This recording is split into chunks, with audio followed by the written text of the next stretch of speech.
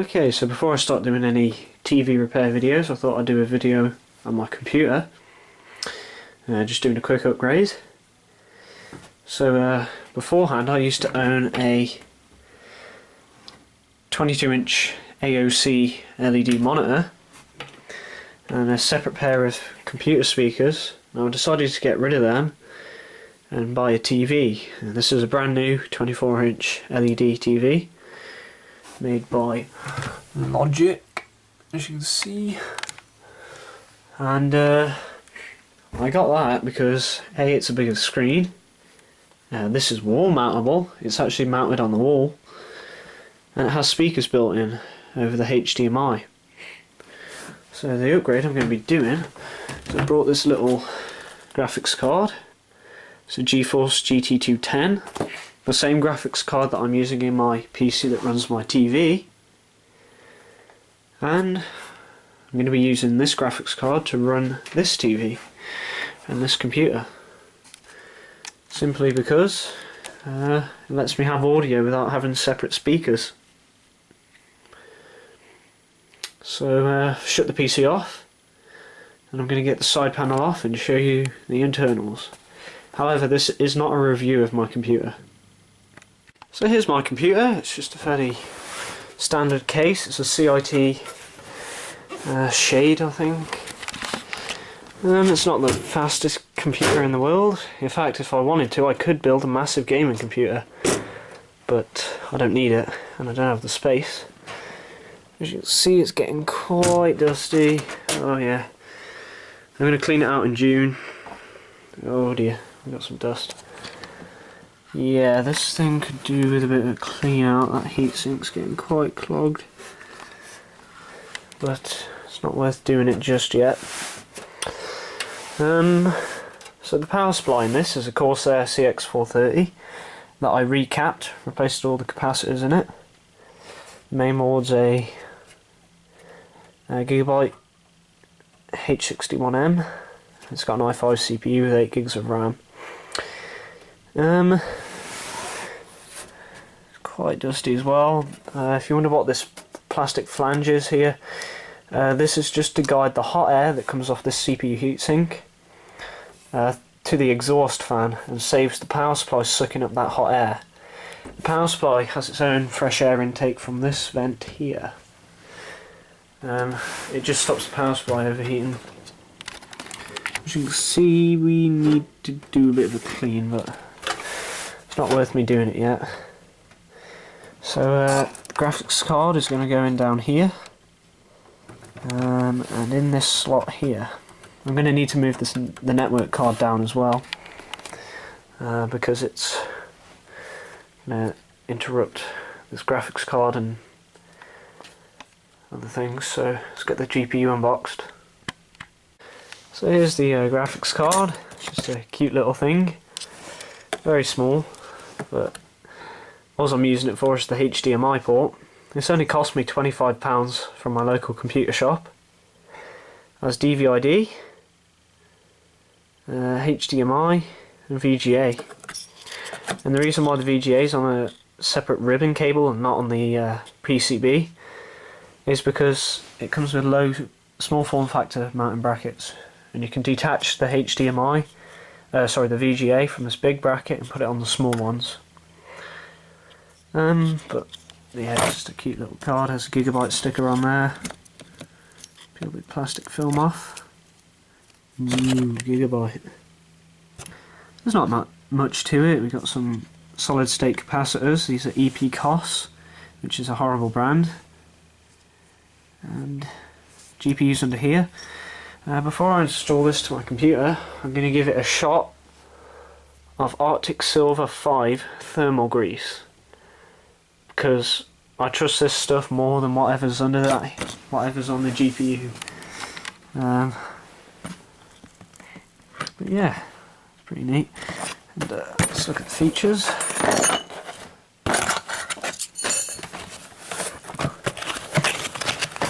Box is a bit troublesome. HDMI, gold plated. supports full HD. I didn't know that having a gold plated HDMI port gives you full HD support. Okay. There's a bit of BS from Gigabyte there. But literally it's just a standard card. True gaming. Not going to be gaming much on this, I can tell you that now. But anyway, I'm just going to take the heatsink off and replace the thermal paste. Because these get hot, because this doesn't have a fan, it doesn't have any form of active cooling, it's just passively cooled with a heatsink.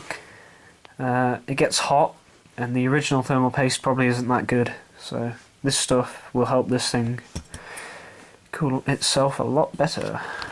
Anyway, I'll take it off and I'll show you the GPU. Alright, so here is literally it. Just a simple graphics processing unit that takes the given codes from the memory bank and what it's been told to display, and sends the signals to the screen and tells it what to display. It's just really simple, but it can do a lot more, which I'm not going to explain. Here's the original thermal paste. Seems dry already. Ew. But I'm going to clean that off with 99.9% IPA and replace the thermal paste, and this will be good to go. Okie doke, so I've got that old stuff cleaned off. It was pretty junk. And here's the GPU. NVIDIA. There's the model number of it. Now I'm going to put the Arctic Silver on. I won't film doing that because you want to get it on perfect. Just do a little P in the middle. Pea-size blob of thermal paste, and that should do it. I'm going to do that and get the heatsink back on. So I've got the card in the PC, got the network adapter moved down one, and the heatsink's directly under the CPU fan, so maybe this will suck up enough air to help cool the card a little. And it's literally just under the exhaust fan as well. So this should hopefully be getting cooled enough. So I'm going to put the side panel on and go over there and prepare the monitor or TV. I'm also going to give that TV a clean. So let's get on with this. Just got everything off the desk and put the card in the computer. As you can see, cleaned up my keyboard and my monitor. If you're wondering, this monitor or TV is just a generic brand. I recapped it with Rubicon and Chemicon when I got it. And here's all the wall mount is. It's just this little bracket, and then there's a bracket on the back of the monitor. In fact, I have another one up here. Just a neat little mount. It only costs £3 off eBay. I've cleaned the desk up, and I'm going to get all this back on the desk, and we'll see if this was a success. So here is the first power up on the monitor.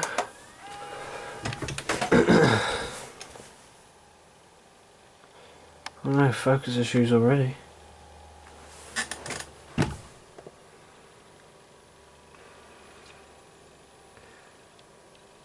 Oh, works so far. 720p it said.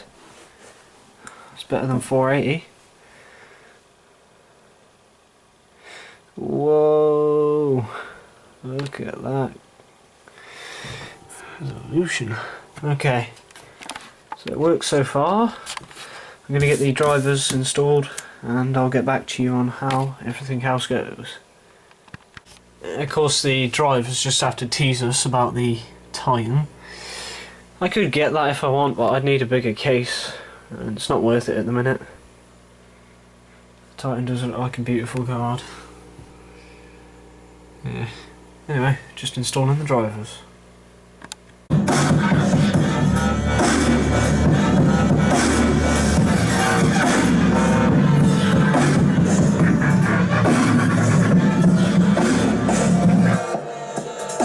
Feel the bass! So bassy, it's on full volume. Wow. So I got all the drivers working. It does look a bit better, but of course it's not the best, being a Logic panel or AU Optronics on a Logic based firmware, but it looks okay. But the sound is horrible, oh my god. There's no bass, no audio separation, no nothing. The sound is... oh, it probably is mono, it's just horrible. And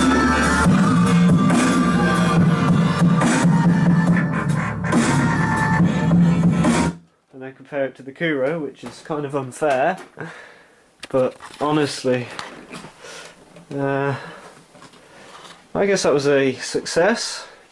Getting a graphics card and getting the sound running on this TV. But it's just filming, putting the graphics card in really. So I guess that's it for this. What I aimed to do, my advocacy was successful. Putting a graphics card in that computer to get the sound working on this TV. Picture quality is a tiny bit better, but not obviously noticeable. But the sound also sucks. Probably should have just stuck with some speakers, but too late now. Anyway, that's it, and thanks for watching.